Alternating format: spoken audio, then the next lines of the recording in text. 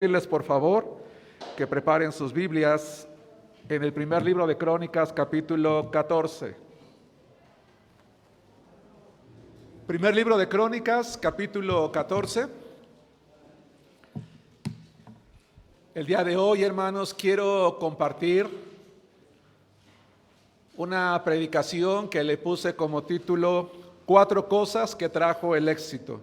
El día de hoy quiero compartir un sermón, una predicación a la cual le puse como título 4 cosas que trajo el éxito. Y quiero decirles, hermanos, a manera de introducción lo siguiente. En la vida hay momentos en los cuales alcanzamos logros, logramos metas. ¿Y quién no se pone contento cuando alcanza una meta? Yo pienso en los jóvenes cuando terminan, por ejemplo, la preparatoria y van a la universidad, el gozo cuando alguien ve la lista y se da cuenta que entró a una escuela, a la escuela que le gustaba, ya sea la secundaria, la preparatoria, la universidad. El momento en el que a lo mejor hacemos una entrevista de trabajo y nos dicen estás contratado. El momento en el cual a lo mejor abrimos un negocio y el negocio está funcionando, está pues prosperando. A lo mejor allí en el trabajo te aumentaron el salario, a lo mejor te dieron un puesto nuevo, un cargo nuevo. Es decir, esos momentos en los cuales humanamente hablando decimos las cosas nos están saliendo bien. ¿No? Yo creo que así como hemos probado momentos difíciles en la vida, yo creo que muchos de los que estamos aquí también hemos probado momentos bonitos en los cuales hemos logrado éxitos, porque no todo en la vida es amargura y tristeza, hemos tenido éxitos. A lo mejor lograste vender tu coche, lograste comprar algo que te gustaba, esto es un éxito es la capacidad, ¿verdad?, de poder lograr algo, cualquier cosa, pequeña o grande que sea. El punto está en que cuando alcanzamos el éxito en algún área de la vida, ya sea una relación sentimental, incluso cualquiera que ésta sea, creemos que podemos sentarnos tranquilos y disfrutarlo y decir, ya logré lo que quería, ya estoy en el trabajo, ahora sí a disfrutarlo. O ya puse este negocio, ahora sí todo va a estar bien. No, nos vamos a dar cuenta que el éxito también trae cosas que nosotros como cristianos debemos de estar preparados para poder enfrentarlas correctamente. ¿Sí? El libro de Crónicas, el primer libro de Crónicas, capítulo 14, versículos 8 al 17, nos relata la historia de un hombre llamado David, un momento en la vida de un hombre llamado David. Muchos de nosotros quizás no tenemos la costumbre de leer estos libros porque a veces nos parecen un poco aburridos, tienen muchos nombres, tienen mucha historia y creemos que a lo mejor en estos libros no encontramos cosas buenas o prácticas, pero en virtud de que la Escritura dice que la palabra, que toda la palabra es inspirada por Dios y es útil para enseñar, vamos a darnos cuenta que en este libro está el relato de la vida de un hombre que no es ficticio, es real. David fue un hombre real. La vida que él vivió es real, las situaciones que vivió fueron reales, los éxitos que alcanzó fueron reales y todo lo que él vivió fue real, como lo es tu vida y como es la mía.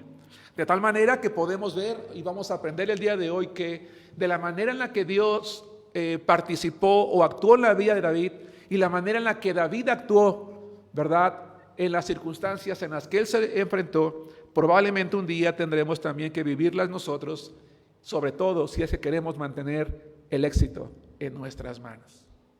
Porque a veces el éxito es muy efímero, pasa muy rápido, nos dura poco el gusto. Dios quiere que sea duradero y para eso necesitamos recordar que hay 4 cosas, obviamente hay muchas más, que puede traer el éxito. Dice la palabra de Dios, vamos a leer toda la porción del 8 al 17 y después la vamos a fraccionar para tomar 4 enseñanzas, hermanos, el día de hoy. Dice la palabra de Dios en el versículo 8. Oyendo los filisteos que David había sido ungido rey sobre todo Israel, subieron todos los filisteos en busca de David, y cuando David lo oyó, salió contra ellos. Y vinieron los filisteos y se extendieron por el valle de Refaim. Entonces David consultó a Dios diciendo, ¿subiré contra los filisteos? ¿Los entregarás en mi mano? Y Jehová le dijo, sube, porque yo los entregaré en tus manos. Subieron pues a Baal Perasim, y allí los derrotó David. Dijo luego David, Dios rompió mis enemigos por mi mano, como se rompen las aguas. Por esto llamaron el nombre de aquel lugar Baal Perasim. Y dejaron allí sus dioses, y David dijo que los quemasen. Y volviendo los filisteos a extenderse por el valle, David volvió a consultar a Dios, y Dios le dijo: no subas tras ellos, sino rodéalos para venir a ellos por delante de las balsameras. Y así que oigas venir un estruendo por las copas de las balsameras, sal luego a la batalla, porque Dios saldrá delante de ti y herirá el ejército de los filisteos. Hizo pues David como Dios le mandó, y derrotaron al ejército de los filisteos desde Gabaón hasta Geser. Y la fama de David fue divulgada por todas aquellas tierras, y Jehová puso el temor de David sobre todas las naciones. Cuatro cosas que trajo el éxito. Primero que nada, cuando nosotros leemos, hermanos, esta historia con base en los versículos 8 y 9, nos vamos a dar cuenta que la primera cosa que el éxito trajo a la vida de David, hermanos, fue oposición. Dice: oyendo los filisteos que David había sido ungido rey sobre todo Israel, subieron todos los filisteos, hermanos, en busca de David. Hermano, quiero que te imagines lo siguiente. David para este momento tenía 30 años. ¿Quién no desearía a los 30 años ser el rey de una nación, hermanos, de un pueblo? El presidente, el gobierno, el estar a cargo de las cosas. David, hermanos, después de aproximadamente 17 años de lucha, o de 13 años de lucha, ¿verdad? Porque en realidad él había sido elegido como rey desde un adolescente. Sin embargo, el rey anterior lo había perseguido durante muchos años. Finalmente estaba pudiendo, hermanos, sentarse en el trono. David quizás pudo haber pensado: por fin estoy en el lugar en el que Dios me colocó. Porque quiero decirte una cosa: el reinado no fue algo que David se ganó. El reinado fue algo que Dios le dio. Así como cada una de las cosas que nosotros tenemos en la vida, no son cosas que nosotros nos ganamos, sino que Dios nos da. Es cierto, nosotros estudiamos, nosotros trabajamos, nosotros nos esforzamos y nosotros nos desgastamos como David. Pero al final de cuentas es Dios el que da todas las cosas. Eso es lo que dice su palabra. Él nos da la capacidad de estudiar, la capacidad de trabajar, la capacidad de crecer, la capacidad de poner un negocio, la capacidad de jubilarnos, la capacidad de hacer cualquier cosa. Finalmente es Dios el que da todas las cosas. David quizás pudo haber pensado: voy a sentarme, voy a gobernar, voy a disfrutar. Después de todo, soy el rey. Sin embargo, hermanos, dice la palabra de Dios que tan pronto como David se sentó en el trono, los más antiguos rivales de su pueblo, los filisteos, se levantaron para ir a la batalla contra él. Durante generaciones, durante muchas generaciones, hermanos, los filisteos, un pueblo muy grande, muy numeroso, guerrero desde toda la historia, a diferencia de Israel, los filisteos, hermanos, eran pueblos guerreros, acostumbrados a la batalla. Yo podría decirles que en aquel entonces los filisteos vivían para pelear, vivían para conquistar las tierras. Esos eran los enemigos, hermanos. Eran muy numerosos y se levantaron, hermanos, para atacar al rey David. Pero quiero insistir, Dios había puesto a David en ese lugar. Por otro lado, quiero decirles también que era natural. En aquellos entonces era común que en cualquier reino, no solamente en Jerusalén, en cualquier reino, cuando moría un rey y se colocaba a uno nuevo, lo más natural es que algún país extraño o ajeno tuviera la intención de derrocarlo de manera inmediata. Eso era lo normal. Los filisteos entonces tenían un buen ejército, estaban acostumbrados a la batalla, durante mucho tiempo habían atacado a Judá y la habían conquistado. Así que creyeron: en esta ocasión, ante un nuevo rey joven, vamos a levantarnos, vamos a atacar, vamos a acabar con ellos. Ellos se enteraron que David estaba subiendo al trono y dijeron: vamos a movilizarnos de manera inmediata, porque este es el mejor momento. El mejor momento para derrocar a un rey era el momento en el cual él subía al trono. Y la pregunta es: ¿por qué? Bueno, en aquellos entonces se creía que era muy fácil derrocar a un nuevo rey, porque el pueblo no lo conocía todavía, no se había identificado todavía con su ejército, no tenía conocimiento pleno de todas las provincias que iba a gobernar, no había hecho alianza como rey con ningún pueblo, en estricto sentido nadie lo conocía como gobierno, y por lo tanto era el momento más vulnerable. Por eso dijeron los filisteos, vamos a atacar a este rey. Hermano, quiero hacerte una pregunta, hermano, hermana. Hermanos, quiero hacerles algunas preguntas. ¿Algún día has logrado algo en tu vida? Escucha esto. ¿Algún día has logrado en tu vida solo para notar la envidia inmediata de los demás? ¿Algún día has logrado algo en tu vida para notar solo la envidia de los demás? Para ver cómo de inmediato hay personas a tu alrededor a quienes no les gusta que hayas asumido ese reino, es decir, esa posición, ese negocio, ese logro, ese éxito, y entonces están buscando la manera de hacerte caer, de que te equivoques, de acabar contigo, de arrebatarte lo que es tuyo. Esos compañeros de trabajo que creían que el puesto era para ellos, que el aumento no era para ti, el por qué tú sí estás logrando algo que a otros les ha costado mucho más. Alguien en algún momento de tu vida, aprovechando una ocasión circunstancial en la que tú estabas vulnerable, trató de aprovecharse para arrebatarte lo que tú tienes o para hacerte daño. Yo creo que algunos de los que estamos aquí sí hemos vivido esto, una y otra vez en la vida. Vivimos, hermanos, en un mundo donde hay competencia constante. Por ejemplo, hablemos del trabajo. En el trabajo, hermanos, al final de cuentas tenemos amigos, tenemos compañeros, algunos muy leales, pero finalmente estamos compitiendo con ellos, ¿o no? En la escuela estamos compitiendo con ellos. A veces en la familia estamos compitiendo por ellos o con ellos. Y muchas veces la gente a nuestro alrededor no está dispuesta a permitir que nosotros seamos colocados en lugares que ellos creen que pueden poseer y van a intentar la manera o la forma de atacarnos en el momento en el que nosotros estemos, o según su mirada, débiles. Hay personas, hermanos, que sin miramiento acaban con nosotros. Están buscando que nos equivoquemos. Todos los adolescentes y jóvenes creo que bajaron a clases, o la gran mayoría. Ese compañero de clases que estaba buscando que te equivoques en tu presentación, que alguien sepa a lo mejor que le copiaste la tarea a los demás, o ese compañero de trabajo que está buscando la manera en que tu jefe se dé cuenta, ¿verdad?, que a lo mejor hiciste algo de alguna manera o de otra, o buscando la forma en la que te vayas a equivocar para acusarte, porque a lo mejor le caes bien al jefe y dice, ¿por qué? ¿Por qué él sí? ¿Por qué yo no? ¿Qué buscaban los filisteos, hermanos, al atacar a David?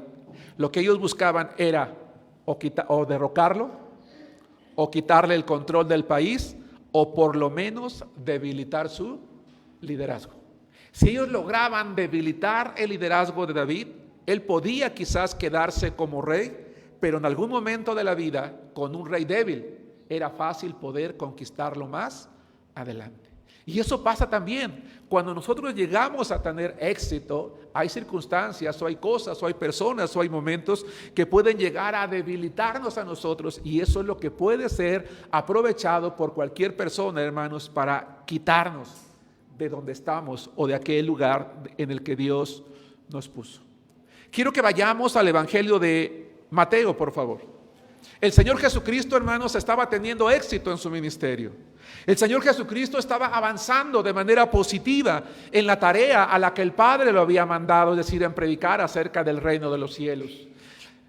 Él era un hombre preparado, él como hijo de Dios, como Dios hecho carne, fue alguien que se preocupó por cuidar su vida espiritual, por cuidar su comunión con Dios, pero de inmediato hubo alguien también a su alrededor que trató de conquistarlo, que trató de hacerlo tropezar. Escucha esto, aún el Señor Jesucristo tuvo a alguien que quiso hacerlo tropezar.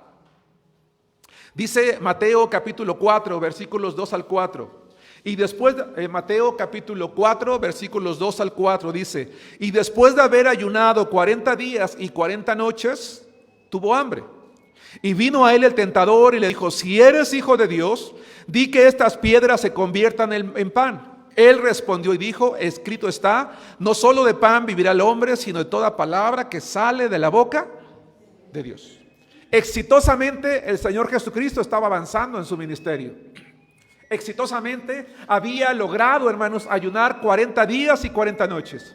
Y cuando él logra el éxito, hermanos, en esta importante tarea como es el ayuno, de inmediato viene Satanás, viene el enemigo. ¿Con qué propósito, hermanos?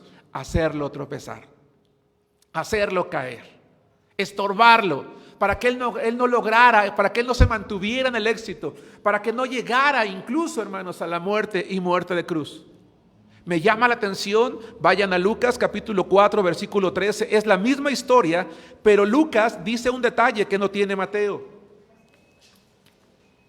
Lucas capítulo 4, versículo 13, contiene un detalle, hermanos, que no tiene el Evangelio de Mateo respecto a lo que Satanás hizo. Mateo simplemente dice que viene Satanás, tienta a Jesucristo, que Jesucristo le responde con la palabra, ¿verdad? Que Satanás se da cuenta que no puede estorbarlo, que no puede hacerlo caer en ese momento, pero Lucas agrega un detalle más. Lucas capítulo 4, versículo 13, y cuando el diablo hubo acabado toda tentación, lean conmigo lo que sigue, se apartó de él por un tiempo. Es decir, en esa ocasión no pudo hacerlo caer, pero probablemente habría otras en las que sí. Y cuando nosotros, hermanos, alcanzamos el éxito en alguna área de nuestra vida, y si hay alguien como los filisteos que quiere aprovechar la vulnerabilidad o cree tener el poder o la manera de derrocarnos o de hacernos caer y no lo logra, probablemente lo vuelva a hacer otra vez u otras veces hasta que pueda realmente hacernos caer.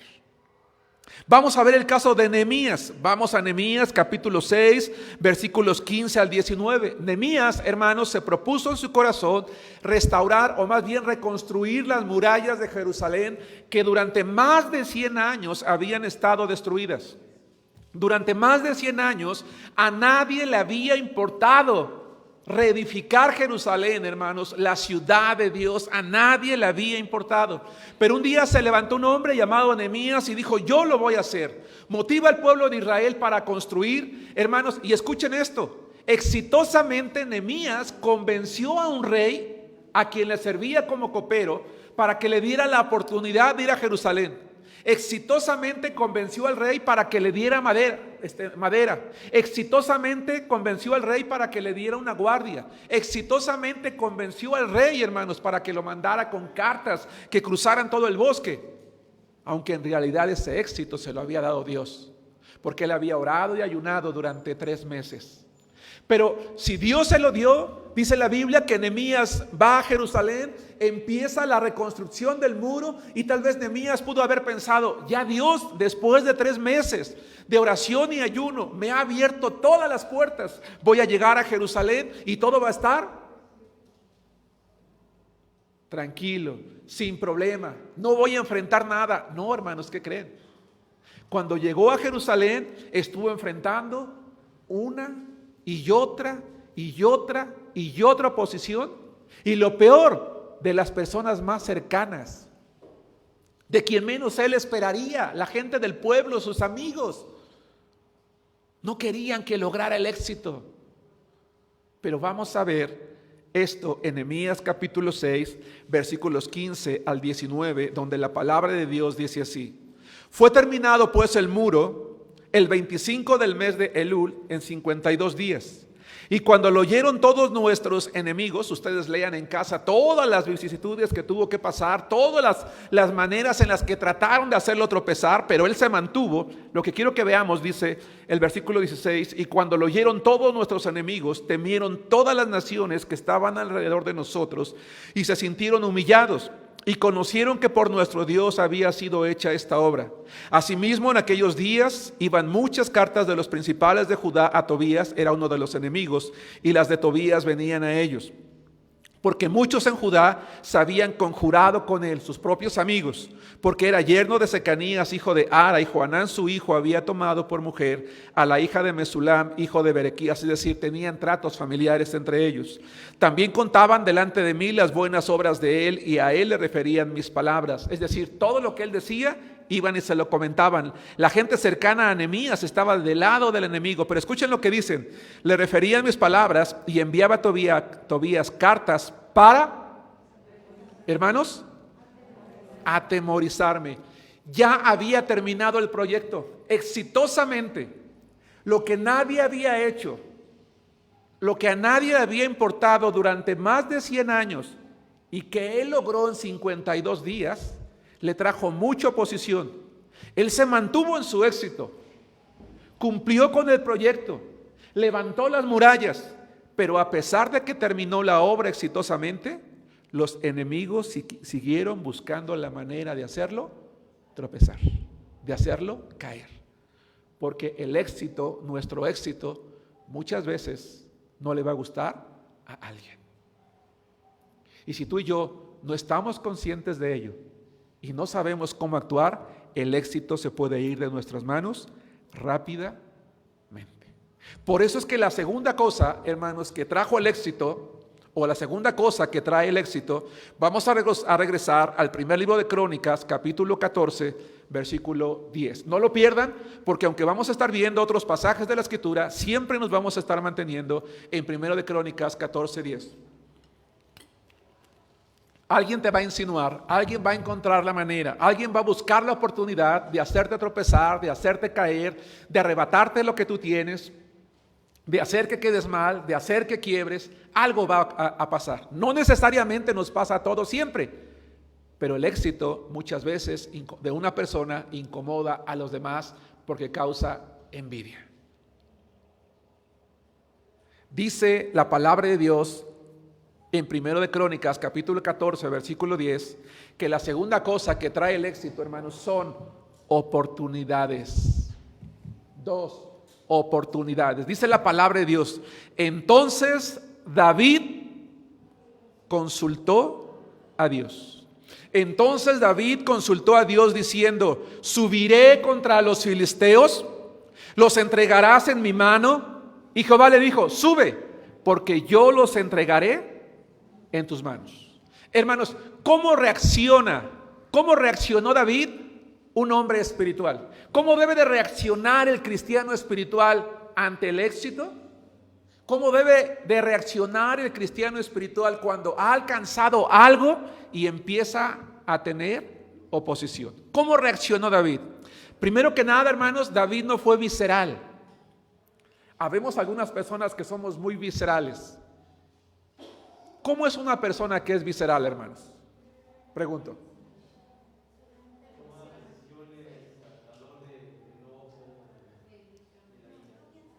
No piensa, toma decisiones al calor del enojo, del coraje. ¿Me estás haciendo? Pues voy a hacer de manera inmediata. Pues a ver, ya cómo nos toca, decimos a veces, ¿no? Oye, pero no que eras cristiano, sí, pero conmigo nadie se mete, ¿no? Y somos así, y reaccionamos, y respondemos, y queremos encontrar la manera, ¿verdad?, de hacer el mismo daño. Me hiciste, te voy a hacer también. Porque una cosa es que yo sea cristiano, una cosa es que ponga la mejilla, pero ya la otra, esa ya no te la voy a poner. Hermanos, David no reaccionó de manera visceral. David no reaccionó en la carne. Ojo, David era un guerrero. Lean la Biblia. David era un guerrero consumado. Era un hombre que había logrado conjuntar un buen ejército, a pesar de que aún no había asumido el mando del pueblo. Y entre ese ejército había 600 hombres tan valientes que ellos solitos eran capaces, en lealtad a su rey, enfrentar a cualquier ejército. David era un vencedor de gigantes. De hecho, él había vencido a Goliat. Era un hombre que no temía, hermanos, enfrentar a un enemigo. Pero él no montó de inmediato una ofensiva militar. Él no llamó a sus hombres para atacar al ejército filisteo y dijo: a ver a cómo nos toca. Él no reaccionó precipitadamente. Él no tomó el control. Simplemente consideró que esa era una buena oportunidad para depender de Dios. Hermanos, cuando el éxito hace que nosotros tengamos oposición, cualquiera que ésta sea, siempre va a ser una buena oportunidad. Siempre van a ser buenas oportunidades para que nosotros oremos a Dios y le preguntemos qué debemos hacer. Dice la palabra de Dios que David va delante de Dios y ora a Dios. Ahora la pregunta es: ¿cómo va David con Dios? 1, David no va con Dios y le dice: Señor, mira, aquí tengo un plan de ataque, ¿puedes bendecirlo por favor? Ya llamé a mis generales, ya llamé a mis capitanes, ya llamé a la infantería, ya tengo todo listo, Señor, aquí está mi plan, ¿puedes bendecirlo por favor? No. Él no elaboró un plan de ataque, simplemente fue con Dios y le preguntó qué tenía que hacer. ¿Subiré contra los filisteos? ¿Sí nos damos cuenta, hermanos? Señor, mira a estos enemigos, ¿puedes decirme tú qué es lo que tengo que hacer? ¿Cómo debo de hacerlo? Esa fue una excelente oportunidad, hermanos, para confiar en Dios. Porque si los momentos de oposición no son oportunidades para confiar en Dios y para que podamos darnos la oportunidad de conocer más a Dios, entonces ¿cuáles momentos lo serán, hermanos? ¿Cuando no pasa nada? ¿Cuando no tenemos enemigos? ¿Cuando no hay circunstancias difíciles? Ahí es evidente que Dios nos está bendiciendo, ¿o no? Sí, ¿verdad? Pero cuando hay oposición, cuando son situaciones, ¿verdad?, que empezamos a ver cómo se levantan una persona y otra, es cuando tenemos que ir con Dios. ¿Qué significa la palabra oportunidad? Fui al diccionario y el diccionario dice que oportunidad es una palabra que viene del latín opportunitas, que hace referencia a lo conveniente de un contexto y a la influencia de un espacio y un periodo temporal apropiado para obtener un provecho o cumplir un objetivo. Me gustó esta descripción. Oportunidad, hermanos, es un periodo temporal apropiado para obtener un provecho. Dios muchas veces ha permitido que haya oposiciones en nuestra vida, pero no las hemos aprovechado para tener un provecho, para probar nuestra fe, para probar la misericordia de Dios, para conocer su grandeza. De manera contraria a David, hemos actuado de manera carnal, algunos quizás como yo de manera visceral, y lo último que hemos hecho es preguntarle a Dios qué quería que hiciéramos nosotros, y terminamos actuando, hermanos, con nuestras propias fuerzas. La pregunta es: ¿estás siendo atacado? ¿Estás viviendo una crisis? No permitas que esto te destruya, sino que te construya. Es una excelente oportunidad para afianzar tu fe, para buscar a Dios en oración. Acompáñenme por favor al primer libro de Samuel, capítulo 13. Vamos a ver cómo era el rey que antecedió a David, Saúl. Hermanos, no seamos como Saúl, no nos desesperemos como Saúl. Vamos a ver lo que dice la palabra del Señor, hermanos, en el primer libro de Samuel, capítulo 13, versículo 8. Primer libro de Samuel, capítulo 13, versículo 8, por favor. Primer libro de Samuel, capítulo 13, versículo 8, por favor. Estoy viendo que en mi presentación me faltó una imagen. Ok. Dice la palabra de Dios en 1 Samuel 13:8, dice: y él esperó 7 días conforme al plazo que Samuel había dicho, pero Samuel no venía a Gilgal y el pueblo se le desertaba. Entonces dijo Saúl: traedme holocausto y ofrendas de paz, y ofreció el holocausto. Y cuando él acababa de ofrecer el holocausto, he aquí Samuel que venía, y Saúl salió a recibirle para saludarle. Entonces Samuel dijo: ¿qué has hecho? Y Saúl respondió: porque vi que el pueblo se me desertaba, y que tú no venías dentro del plazo señalado, y que los filisteos estaban reunidos en Micmas. Me dije: ahora descenderán los filisteos contra mí a Gilgal, y yo no he implorado el favor de Jehová. Me esforcé pues y ofrecí el holocausto. Entonces Samuel dijo a Saúl: ¿locamente has hecho? ¿No guardaste el mandamiento de Jehová tu Dios que él te había ordenado? Pues ahora Jehová hubiera confirmado tu reino sobre Israel para siempre. ¿Se dan cuenta, hermanos, que los mismos enemigos, los filisteos, están atacando al rey Saúl? Saúl es el rey que gobernó antes que David subiera al trono. Saúl fue un rey que también tuvo que enfrentar de manera cotidiana y constante a los filisteos. Pero cuando se iba a la guerra, por lo menos en el pueblo de Israel, lo primero que se acostumbraba era ofrecer un sacrificio, es decir, consultar a Dios. Lo primero que un rey, un gobernante en Israel tenía que hacer era consultar a Dios para conocer su voluntad y para pedir su favor. Samuel el profeta, que era el responsable de llevar a cabo esta tarea, le dice a Saúl: espérame tanto tiempo, yo voy a llegar. El problema fue que Samuel tardó un poco.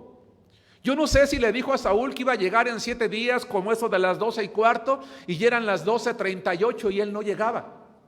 Lo cierto es que dice la palabra de Dios, hermanos, que Saúl empieza a darse cuenta que el ejército filisteo es muy numeroso. Se da cuenta que sus propios soldados, ante el número de los filisteos, ante la fortaleza filistea, empiezan, hermanos, a desertar. Y Saúl no supo soportar la presión de las circunstancias. Y él trató de ayudar con aparentemente una buena intención, ofrece el holocausto, lo cual a él no le correspondía. Hermanos, hay ocasiones en que las personas, los creyentes, no soportamos la presión de la oposición. Hay ocasiones en las que los creyentes no soportamos la presión de la oposición. El enemigo o los opositores nos amedrentan y creemos que es un buen momento, una buena oportunidad para ayudarle a Dios en lugar de esperar en Él. Señor, es que estoy esperando tu voluntad y no actúas, y mira lo que me están haciendo. Mira cómo están ocurriendo las cosas, y empezamos a caer en la desesperación y empezamos a tomar decisiones precipitadas y equivocadas. Dios había ordenado que se hiciera de una manera, pero Saúl dijo: yo la voy a hacer a mi manera, a la mía. Quiero, por favor, que vayamos al libro de Jeremías, capítulo 17, versículo 5. En el libro de Jeremías, capítulo 17, hermanos, versículo 5, hay una enseñanza que me gustaría que recordáramos, hermanos, en este momento. Jeremías, capítulo 17, versículo 5. ¿Qué es lo que tú y yo hacemos, hermano, hermana, cuando el éxito hace que tengamos oposición? ¿Consultamos a Dios o vemos de qué manera podemos enfrentar nosotros las circunstancias? Es decir, ¿lo hacemos a nuestra manera? Y quizás cuando lo hacemos a nuestra manera, no es que las cosas salgan mal, no tienen por qué salir mal, pero nos perdemos la bendición de que Dios nos muestre su poder y sean mucho mejor.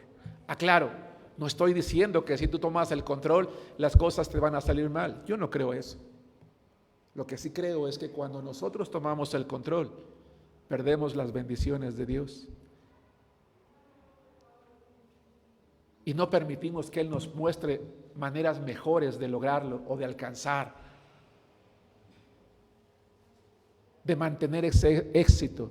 Porque cuando lo mantenemos con nuestras fuerzas, es más probable que sea entonces sí efímero, que es cuando Dios permite que nosotros lo tengamos. Jeremías, hubo un momento en el que de manera muy fuerte, pero a la vez clara y contundente, le dijo al pueblo lo siguiente: así ha dicho Jehová. Jeremías capítulo 17, versículos 5 al 7. ¿Sí les dije la cita? Bien, dice: así ha dicho Jehová, maldito el varón que confía en el hombre y pone carne por su obra, y su corazón se aparta de Jehová.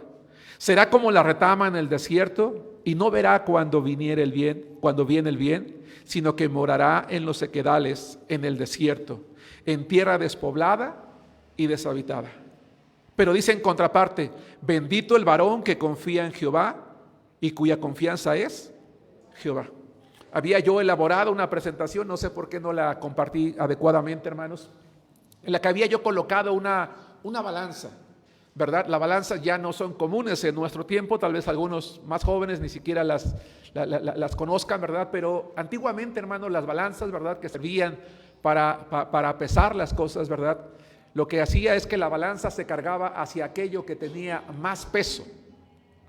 Dice Jeremías: maldito el hombre que confía en el hombre. Cuando nosotros confiamos imaginen que mi derecha, hermanos, estamos la balanza, ¿verdad? Mi cuerpo es esa parte que sostiene la balanza. Dice: maldito el hombre que confía en el hombre, pero bendito el varón que confía en Jehová, porque el peso de la confianza en Jehová, dice Jeremías, es la que gana, es la que debe de prevalecer. Hermanos, Dios permita que todos los que estamos aquí seamos mujeres y hombres exitosos en cualquier área de la vida, Porque yo creo que Dios no está peleado con el éxito, hermanos. No, yo creo que Dios quiere que seamos exitosos. Pero que cuando alcancemos lo que queremos, sepamos mantenerlo. Y estemos conscientes que va a seguir habiendo oposición, esa va a estar siempre. Pero que cada oposición es una oportunidad, hermanos, para confiar en Dios. Cuando nosotros aprovechamos esas oportunidades para confiar en Dios, entonces la tercera cosa que va a traer el éxito, hermanos, son victorias. Vamos a regresar a 1 de Crónicas, capítulo 14, versículos 11 y 12. La tercera cosa que trae el éxito son victorias, es decir, una victoria, otra victoria, otra victoria. Vamos a regresar a 1 de Crónicas, capítulo 14, versículos 11 y 12, y después vamos a ir a Zacarías y luego a Josué. Dice la palabra de Dios: subieron pues a Baal Perasim, y allí, ¿qué dice? Los derrotó David. Era un pueblo numeroso, sí, los derrotó David. Dijo luego David: Dios rompió mis enemigos por mi mano, como se rompen las aguas. Por esto llamaron el nombre de aquel lugar Baal Perasim, y dejaron allí sus dioses, y David dijo que los quemasen. Hermanos, ¿cómo fue retribuida la confianza de David? Pregunta, hermanos, ¿cómo fue retribuida la confianza de David? ¿Con qué, hermanos? Con la victoria. La confianza de David, hermanos, fue retribuida con victoria sobre sus enemigos. Quiero que observemos una cosa: sus enemigos dejaron sus ídolos, ¿y qué pidió David que hicieran? ¿Por qué creen ustedes que Samuel, el autor de este libro, consideró importante decir que dejaron allí sus dioses y que David pidió que los quemaran?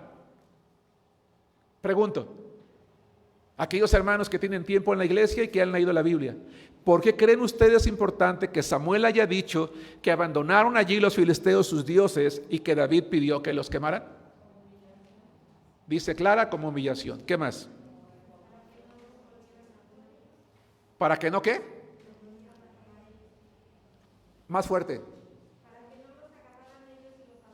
Para que ellos mismos no los tomaran y los adoraran. Porque en aquellos entonces muchos países acostumbraban a que cuando derrotaban a un ejército, les arrebataban también sus deidades y las asumían como propias. ¿Sí nos damos cuenta? David preservó a su pueblo de contaminarse adorando a otros dioses. Ellos no necesitaban otros dioses, ya tenían uno, un Dios vivo, uno real, uno verdadero, uno que escuchaba la oración, uno que respondía, uno que daba las victorias, que podía mantenerlos en el éxito. No necesitaban más. Hermanos, cuando nosotros estamos enfrentando situaciones adversas en la vida, somos personas vulnerables como David. En más de una ocasión he dicho, cuando tú estás vulnerable, es cuando viene el compadre, la comadre o el amigo y te dice: ¿sabes qué? Yo conozco a alguien que te puede hacer una limpia, que te puede hacer un morralito, mira, con semillitas, con moneditas, el morralito de la abundancia. Pon esto atrás de tu puerta, riega esto en tu negocio. A lo mejor alguien te está haciendo algo y como somos vulnerables decimos: híjole, pues a lo mejor sí es cierto, ¿verdad? Porque hasta me doy cuenta, el otro día encontré tierra tirada allí en mi negocio, alguien me aventó un huevo, alguien me tiró un ramo, alguien hizo esto, y empieza el temor. Y el enemigo, Satanás, está aprovechando nuestra vulnerabilidad para enviarnos a sus mensajeros y decirnos: mira, aquí están otros dioses tirados, levántalos, ponlos en tu casa, ponlos en tu corazón, llévalos a tu casa. Y lamentablemente muchos cristianos, hermanos, en momentos en los que han tenido oposición, han levantado los dioses y se los han llevado a su casa y los han adorado. Eso es muy triste, porque nos hemos olvidado que tenemos un Dios. La pandemia, hermanos, nos tuvo que haber hecho eso. Nos tuvo que haber recordado que tenemos un Dios único en el cielo, un Dios al que no tenemos que olvidar. Sí, estamos rodeados de muerte hoy en día y probablemente lo seguiremos algunos meses todavía, hermanos. Y el mundo ha ido tirando ídolos en las calles, porque se han proliferado también en las redes sociales todo este tipo de prácticas, hermanos. Todas las filosofías orientales han retomado una fuerza muy importante en esos tiempos, hermanos. Solo basta prender la televisión, leer los periódicos y las revistas para darse cuenta que el mundo está tirando a sus dioses y que muchos cristianos, lamentablemente, hermanos, que habían tenido una vida cristiana exitosa y vino la oposición, no supimos actuar y empezamos a levantarnos y a contaminarnos con ellos.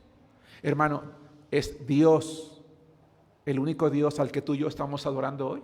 ¿O hay ídolos ya en nuestra casa, en nuestra vida, en nuestra mente, en nuestro corazón? David se preocupó por su pueblo y dijo: quémenlos, ni siquiera contaminen a la tierra llevándolos, hay que acabar con ellos. Zacarías capítulo 4 versículo 6 dice la palabra de Dios. Hemos visto entonces que el éxito trae oposición, pero también trae oportunidades, hermanos, para confiar en Dios. Y cuando en las oportunidades que nos brinda la oposición buscamos a Dios, vamos a obtener victorias. Pero en esas victorias también tenemos que tener cuidado. Dice la palabra de Dios: Dios rompió mis enemigos. David tuvo que ir a la batalla, hermanos. David tuvo que pelear, que arriesgar su vida, la vida de sus hombres. Pero la victoria, ¿quién la dio, hermanos? Dios. Y tú y yo no tenemos que olvidarnos de lo mismo. Hay que ponerse cubrebocas e ir a la oficina, ir a la escuela. Hermana, a lo mejor tú tienes un trabajo fuera y aparte tienes el trabajo doméstico y tienes que cuidarte. Tenemos que hacerlo, pero tenemos que continuar confiando en que Dios es el que da las victorias. No digas: he logrado proteger a mi familia, he logrado. No, tú no has logrado nada. Dios te ha permitido lograrlo. Ahora, si tú crees que tú lo hiciste, dice la Biblia: maldito el hombre que confía en el hombre. Pero bendito el hombre que confía en Jehová. Dice Zacarías capítulo 4 versículo 6, si ya lo encontró, léalo conmigo, si no, escúchelo. Los que ya lo encontraron, vamos a leer fuerte. Zacarías capítulo 4 versículo 6, dice la palabra de Dios: entonces respondió y me habló diciendo: esta es palabra de Jehová a Zorobabel, que dice: no con ejército ni con fuerza, sino con mi espíritu, ha dicho Jehová de los ejércitos.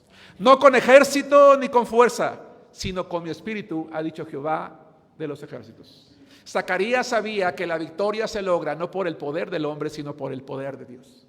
Y David sabía quién estaba con él.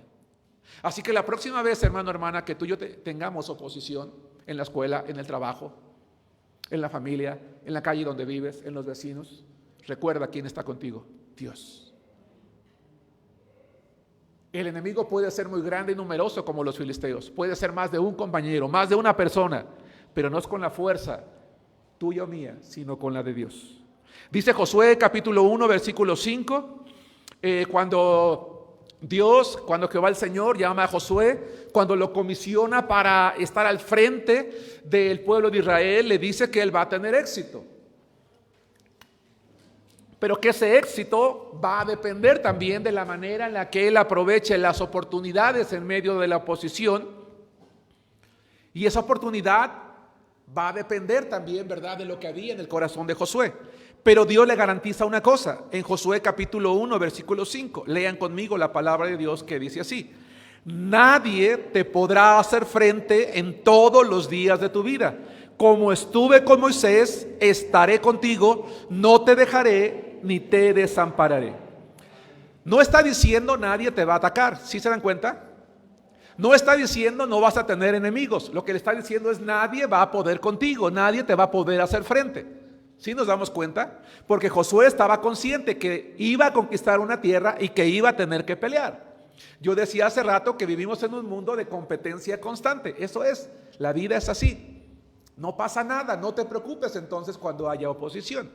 Es lo más natural.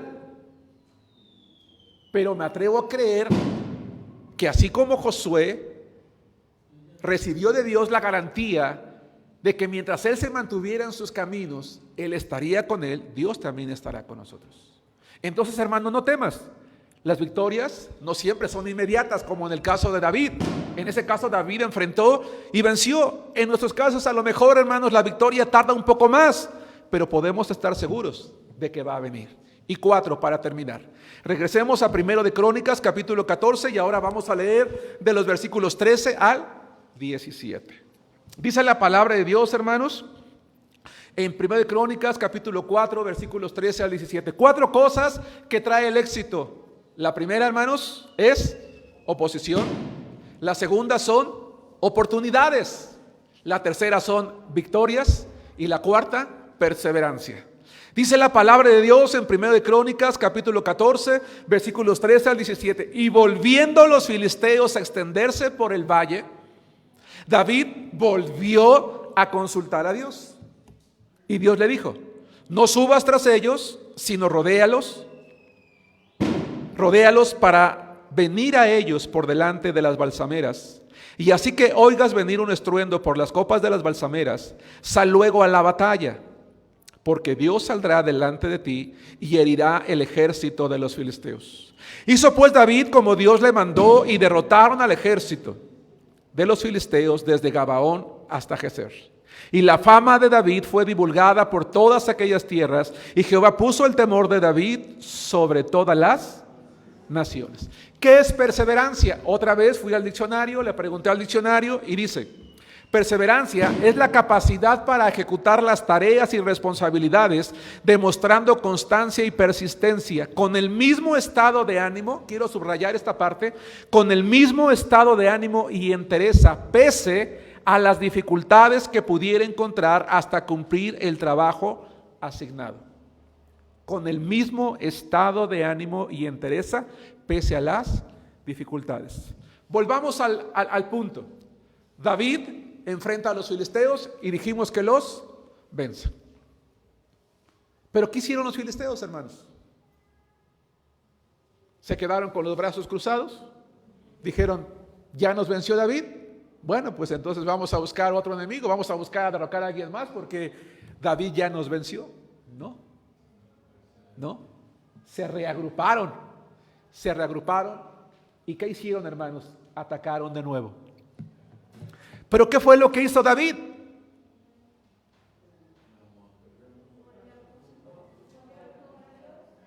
David no dijo: Señor, pero ¿por qué? Pero Dios, ¿de qué se trata? Yo confié en ti, te clamé a ti, vencí a mis enemigos y otra vez se están reagrupando y otra vez me están atacando. Señor, ¿por qué? ¿Por qué tantas veces? ¿Por qué a mí? Yo soy un hombre fiel, yo te adoro, yo compongo salmos, yo te sirvo, yo te adoro, yo te he sido fiel, no me he olvidado de tus caminos, yo voy a la iglesia, yo no falto, yo soy fiel con mis diezmos y ofrendas, yo trabajo, yo sirvo, yo predico tu palabra. Señor, ¿por qué? No. El enemigo se levanta para atacar y David hace exactamente lo mismo que había hecho la primera vez. ¿Qué fue, hermanos? Volvió a consultar a Dios. Porque yo dije hace rato que el éxito nos trae oportunidades. Y esta situación era una nueva oportunidad para volver a consultar a Dios. Así que tenemos que ir con Dios una y otra vez. Así que, hermanos, yo sé que a nadie nos gusta pasar oposición una y otra vez. ¿A quién le gusta, hermanos, tener un problema hoy y que se resuelva mañana y pasado sea el mismo? Que aparentemente se había resuelto. ¿Sí me explico? A nadie nos gusta eso. A nadie.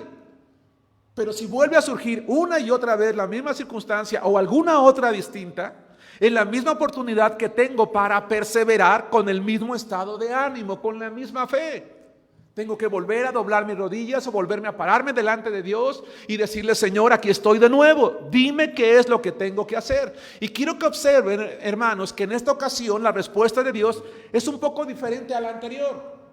En la primera simplemente le dice: sí, sube contra ellos. Pero en esta ocasión, dice el versículo 14, David volvió a consultar a Dios y Dios le dijo: no subas tras ellos, sino rodéalos. Ojo, en la primera ocasión yo les dije: ¿David planteó una estrategia de guerra? No. En esta ocasión tampoco. ¿Quién es el que planea la estrategia? Dios. Es Dios. Porque le dice: yo soy el que tiene el control y yo te voy a decir exactamente lo que tú vas a hacer. Hoy, hermanos, ya Dios no nos habla como en aquel entonces. ¿Cuántas veces yo no hubiera querido, si soy honesto, que Dios me respondiera: Germán, pues mira, lo que tú estás haciendo, quiero que vayas con tal persona, que toque estas puertas, y como a las 4 de la tarde? No, Dios ya no habla así. Algunos quisiéramos, y si yo soy honesto, sí me gustaría que quizás hoy lo hiciera así. Pero lo que sí sé, hermanos, es que si nosotros perseveramos en Dios en oración, Él va a ir abriendo las puertas y acomodando las cosas, para que nosotros nos demos cuenta que las estrategias de Dios siempre van a ser mejores que las nuestras. Siempre. Creo yo que Dios está probando a David, hermanos. Porque vean lo que dice: no subas tras ellos, rodéalos, le plantea una nueva estrategia. Y vean el versículo siguiente, el 15. Y así que oigas venir un estruendo, es decir, espera el momento apropiado. No le está diciendo: ve, rodea y ataca. Le dice: no, rodea y espera. Y cuando esperes mi señal, el ruido de las balsameras, entonces es el momento adecuado para que tú actúes. Dice el versículo 16, me encanta lo que dice el versículo 16, la primera palabra. ¿Pueden leer únicamente la primera palabra del versículo 16 conmigo, hermanos? Hizo. Ahí está la clave. Hizo. Hizo pues David como Dios le mandó. Mismo resultado que la vez anterior. Vence a los filisteos. Pero en esta ocasión, yo dije en el punto anterior que Dios trae victorias en plural. Vean lo que dice el versículo 17. Y la fama de David fue divulgada por todas aquellas tierras, y Jehová puso el temor de David sobre todas las naciones. Hermano, ¿quieres ganarte el respeto de tus maestros? ¿El respeto de tu familia? ¿El respeto y la admiración de tus compañeros de trabajo? Hermano, la oposición no se enfrenta con tus fuerzas, sino con las de Dios.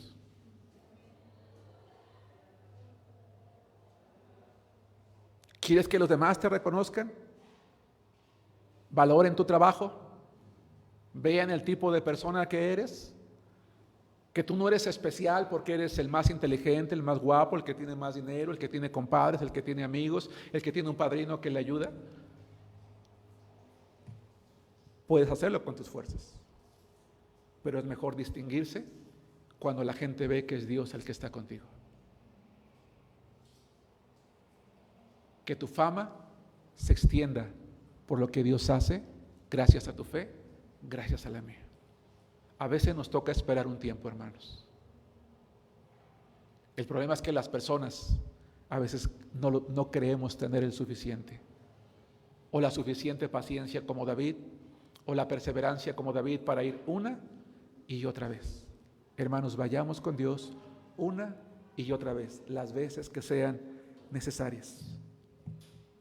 Perseverancia es la capacidad para ejecutar las tareas y responsabilidades, demostrando constancia y persistencia con el mismo estado de ánimo, con la misma entereza, a pesar de las dificultades que podemos encontrar en el camino para cumplir con el trabajo asignado.